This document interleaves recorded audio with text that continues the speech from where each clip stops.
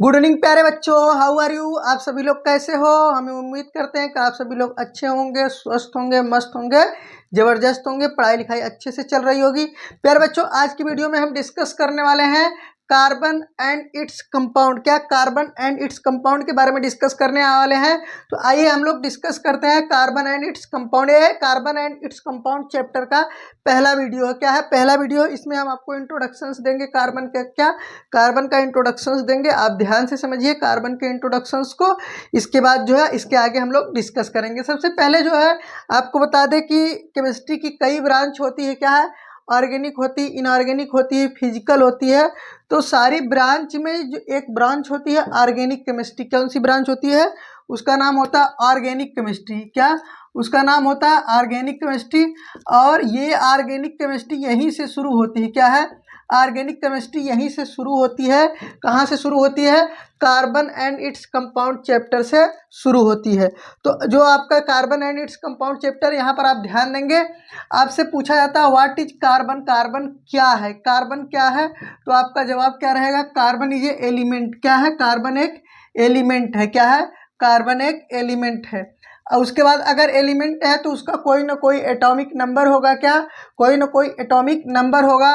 तो अगर atomic number की बात करें तो कार्बन का एटॉमिक नंबर क्या है, एटॉमिक नंबर 6 है। क्या है, कार्बन का एटॉमिक नंबर क्या है, 6 है। कार्बन का एटॉमिक नंबर क्या है, 6 है। उसके बाद आपसे पूछा जाता है एटॉमिक सिंबल। क्या, एटॉमिक सिंबल, तो एटॉमिक सिंबल क्या है, कैपिटल सी है। क्या है, कैपिटल सी। आइए हम केवल अभी जो है सामान्य जानकारी लेते हैं। उसके बाद कार्बन की क्या कोई एलोट्रोप होते हैं। हाँ, एलोट्रोप होते हैं। कौन कौन से, कार्बन के एलोट्रोप ग्रेफाइट होते हैं, डायमंड होते हैं, बकमिनिस्टर फुलरेंस होते हैं। क्या, बकमिनिस्टर फुलरेंस होते हैं। एलोट्रोप क्या चीज़ होते हैं, इसको आप लोग को पता है तो ठीक है, नहीं पता है तो एक बार ध्यान देंगे। एलोट्रोप क्या होते हैं, एक ही एलिमेंट के, क्या है, एक ही एलिमेंट के दूसरी अलग अलग फिजिकल अपीयरेंस में, क्या है, अलग अलग फिजिकल यानी अपीयरेंस, यानी देखने में अलग अलग है लेकिन उसका केमिकल कॉन्स्टिट्यूएंट्स क्या रहे, वही रहे। ठीक है, इन तीनों में जो केमिकल कॉन्स्टिट्यूएंट्स है, ग्रेफाइट, डायमंड और बकमिनिस्टर फुलरीन में, सब में क्या है, कार्बन है। क्या है, सब में कार्बन है। सब किससे बनते हैं, कार्बन से। क्या, सब किससे बनते हैं, कार्बन से। लेकिन इनका जो फिजिकल अपीयरेंस है, यानी हम आँख से देखते हैं तो अलग अलग लगता है। ग्रेफाइट क्या है, अलग दिखता है, डायमंड क्या है, वो अलग दिखता है, और बकमिनिस्टर फुलरीन क्या है, अलग दिखता है। एक क्वेश्चन और आपसे पूछा जाता है कि कौन सा एलोट्रोप क्या होता है, प्योर होता है। क्या, प्योरेस्ट फॉर्म ऑफ कार्बन। तो आपको बता दें डायमंड जो होता है वो हमारा क्या होता है, प्योरेस्ट फॉर्म ऑफ कार्बन होता है। क्या होता है, डायमंड जो होता है वो सबसे शुद्धतम कार्बन होता है। क्या, सबसे शुद्धतम कार्बन, इसको हम बोलते हैं प्योर फॉर्म ऑफ कार्बन। क्या, प्योर फॉर्म ऑफ कार्बन। उसके बाद इसके कुछ आइसोटोप होते हैं। अगर एलिमेंट है, क्या है, अगर एलिमेंट है तो उसके एलोटोप भी होंगे, आइसोटोप भी होंगे। तो आपसे यहाँ भी पूछा जाता है कि आइसोटोप कौन कौन से होते हैं। तो पहला आइसोटोप क्या है, देखो 6 12 और 6 13 और 6 14, 3 आइसोटोप यहाँ पर है। क्या है, 3 आइसोटोप यहाँ पर है। इसके अलावा 16 16 और 15 भी आपके इंटरनेट पर देते हैं, लेकिन वो स्टडी के लिए नहीं होते हैं। स्टडी के लिए जो है आपके पास यही होते हैं 6C12, 6C13, 6C14। अगर आपको पता है तो ठीक है, अगर नहीं पता है तो हम आपको बता दें एलोट्रोप क्या चीज़ होता है। क्या, एलोट्रोप क्या चीज़ होता है। देखो एलोट्रोप क्या होता है, यहाँ पर फिजिकल अपीयरेंस अलग अलग होता है। और आइसोटोप क्या होता है, यहाँ पर सबके एटॉमिक नंबर सेम रहेंगे, एटॉमिक वेट क्या रहेंगे, डिफरेंट डिफरेंट रहेंगे। सब में देखो एटॉमिक नंबर क्या है, सेम है। क्या है, एटॉमिक नंबर सेम है।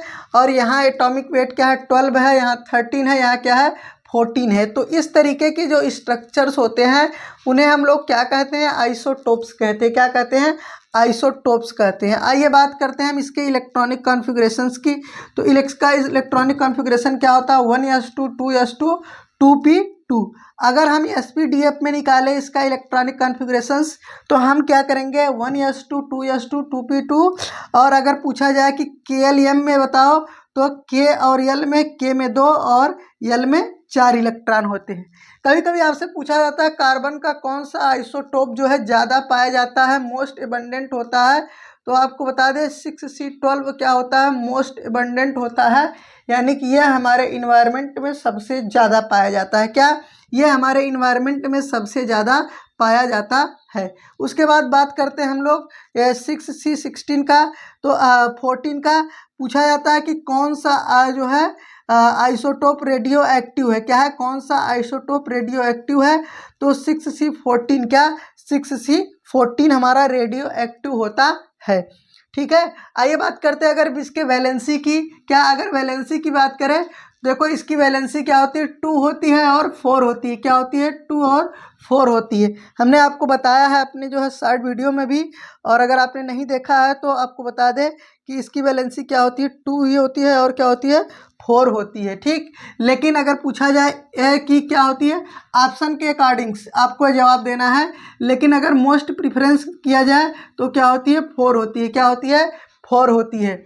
एग्जाम्पल को देखो, जैसे कार्बन मोनोऑक्साइड है तो इसमें कार्बन की वैलेंसी क्या है, 2 है, और कार्बन डाइऑक्साइड है तो इसमें कार्बन की वैलेंसी कितनी है, 4 है। क्या है, 4 है।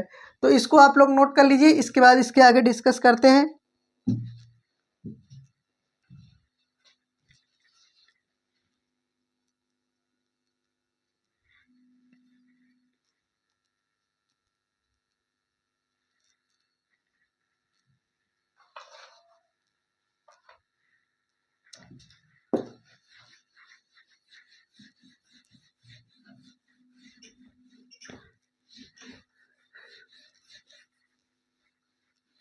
देखिए इसकी जो बैलेंसी है, क्या है, इसकी जो बैलेंसी है कैसे जो है 2 और 4 दोनों होती है, उसको देखते हैं। क्या, इसकी बैलेंसी कैसे 2 और 4 दोनों होती है, आइए देखते हैं।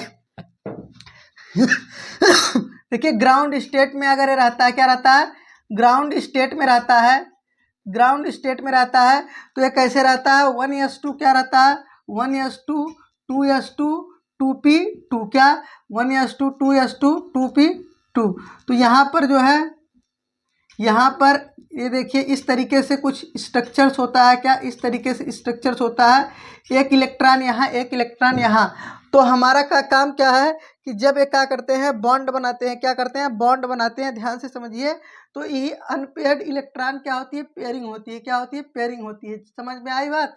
तो क्या होता है, इसके पास 2 अनपेयर्ड इलेक्ट्रॉन है, तो इस तरह से इसकी वैलेंसी क्या हो जाती है, 2 हो जाती है। जितने अनपेयर्ड इलेक्ट्रॉन रहेंगे एक प्रकार से वही उसकी वैलेंसी हो जाती है। आइए बात करते हैं अगर एक्साइटेड स्टेट हो जाता है। अगर इसको हम थोड़ा सा एनर्जी दे देते हैं, मान लो थोड़ा सा एनर्जी दे देते हैं, तो यहाँ हम आपको लिख रहे हैं ये अगर एक्साइटेड स्टेट में आ जाता है, तो एक्साइटेड स्टेट में जब ये आ जाता है तो इसकी वैलेंसी क्या हो जाती है, 4 हो जाती है। क्या हो जाती है, 4 हो जाती है। यहाँ पर 2 इलेक्ट्रॉन रहेगा और यहाँ पर 1 रहेगा, और यहाँ पर जो है तीनों में 1-1 पहुँच जाएगा। क्या, तीनों में 1-1 पहुँच जाएगा। तो इसकी वैलेंसी क्या हो गई, 4 हो गई। क्यों, क्योंकि इसके पास 4 अनपेयर्ड इलेक्ट्रॉन है। क्या है, 4 अनपेयर्ड इलेक्ट्रॉन है, इसलिए इसकी वैलेंसी क्या हो गई, 4 हो गई। क्या हो गई, 4 हो गई। इतनी बात समझ में आई। अभी आप इसमें क्या होता है, हाइब्रिडाइजेशन भी होता है। क्या होता है, हाइब्रिडाइजेशन भी होता है। क्या, हाइब्रिडाइजेशन भी होता है। क्या, हाइब्रिडाइजेशन भी होता है। ठीक है, और कौन कौन सा हाइब्रिडाइजेशन होता है कार्बन पर, देखो ये सब एक जनरल नॉलेज है, एक जनरल जानकारी है। क्या है, कार्बन एंड इट्स कंपाउंड का, इसमें होता है sp हाइब्रिडाइजेशन, sp2 हाइब्रिडाइजेशन और sp3 हाइब्रिडाइजेशन। आपने इसके अलावा और भी हाइब्रिडाइजेशन सुना होगा, sp3d हाइब्रिडाइजेशन, sp3d2 हाइब्रिडाइजेशन। तो ये सब हाइब्रिडाइजेशंस होते हैं, लेकिन ये इनऑर्गेनिक के हाइब्रिडाइजेशंस है। अगर पूछा जाए कार्बन पर कौन कौन से हाइब्रिडाइजेशन है, या फिर कार्बन कौन कौन सा हाइब्रिडाइजेशन शो करता है, तो कार्बन यही 3 हाइब्रिडाइजेशन शो करता है। क्या, यही 3 हाइब्रिडाइजेशन शो करता है। ठीक है, यही 3 हाइब्रिडाइजेशन शो करता है कार्बन। ठीक, इसको नोट कीजिए।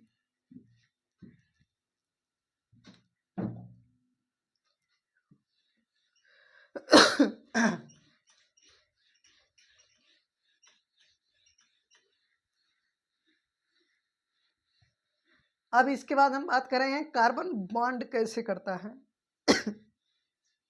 कार्बन क्या है, बॉन्ड कैसे बनाता है। क्या, कार्बन बॉन्ड कैसे बनाता है। क्या, कार्बन बॉन्ड कैसे बनाता है। आइए डिस्कस करते हैं हम लोग कार्बन बॉन्ड कैसे बनाता है। बॉन्डिंग इन कार्बन, क्या बॉन्डिंग इन कार्बन, ठीक, बॉन्डिंग इन कार्बन, ठीक, हेडिंग डालेंगे bonding in carbon, bonding in carbon.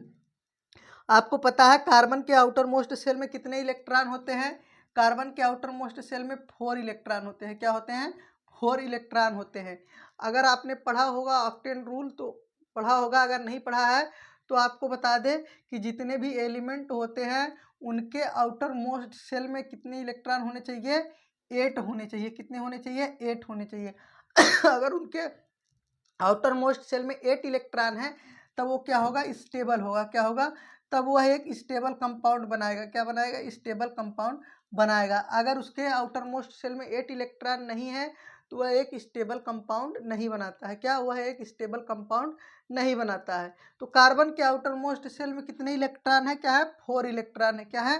4 electron है। क्या है? यहाँ देखिए ये आउटर मोस्ट सेल उसी को कहते हैं जो सबसे बाहरी वाला होता है। तो 2s2 2p2 दोनों में मिला के कितने हैं? 4 इलेक्ट्रॉन।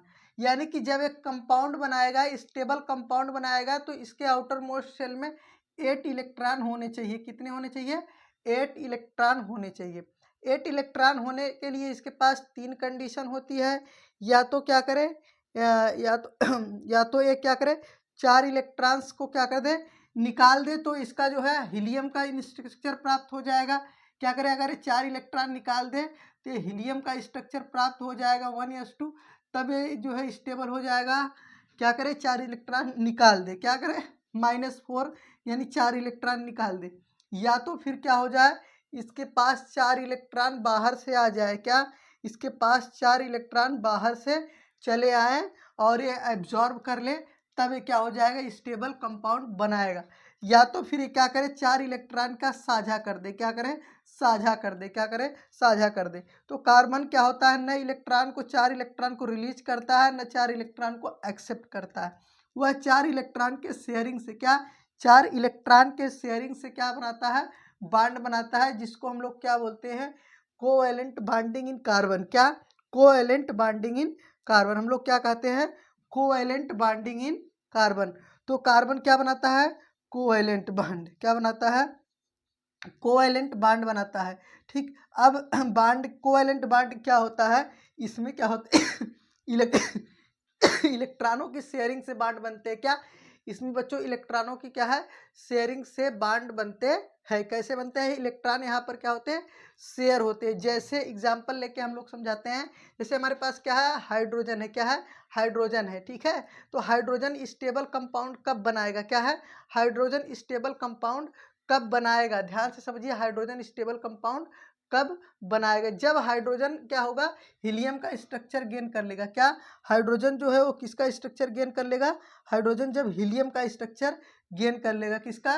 हीलियम का। हीलियम के आउटर मोस्ट सेल में क्या होते हैं? 1s2 होते हैं। क्या होते हैं? 2 इलेक्ट्रॉन होते हैं। ठीक है, हीलियम को छोड़कर बाकी सारे जो एलिमेंट है, क्या है? बाकी सारे जो एलिमेंट है सब में क्या होने चाहिए? 8 इलेक्ट्रॉन होने चाहिए। क्या होने चाहिए? 8 इलेक्ट्रॉन होने चाहिए। ठीक है, इसके कुछ अपवाद भी है। क्या? इसके कुछ अपवाद भी है। ठीक है, लेकिन अभी हम लोग इसको समझेंगे हीलियम के बाद। देखो, अगर हाइड्रोजन है तो उसके आउटर मोस्ट सेल में, ठीक है, हाइड्रोजन के, अब देखिए यहाँ पर आप हेडिंग डालेंगे कोवैलेंट बॉन्डिंग इन हाइड्रोजन। क्या? Covalent bonding in hydrogen. क्या? Covalent, covalent bonding in hydrogen. क्या? Covalent bonding in hydrogen. Hydrogen में कोवैलेंट बॉन्डिंग कैसे होती है? हाइड्रोजन में कोवैलेंट बॉन्डिंग कैसी होती है? देखो, ये हाइड्रोजन है, इसके पास 1 इलेक्ट्रॉन है, दूसरा हाइड्रोजन है, उसके पास 1 इलेक्ट्रॉन है। दोनों 1-1 इलेक्ट्रॉन की शेयरिंग करते हैं। दोनों 1-1 इलेक्ट्रॉन की शेयरिंग करते हैं। और इसके पास भी अब 2 इलेक्ट्रॉन हो गए। ये भी हीलियम का स्ट्रक्चर गेन कर लिया, ये भी क्या हो गया? हीलियम का स्ट्रक्चर गेन कर लिया। तो 1-1 इलेक्ट्रॉन की शेयरिंग करते हैं, तो 1-1 हाइड्रोजन के बीच 1-1 सिंगल बॉन्ड होता है। क्या होता है? सिंगल बॉन्ड होता है।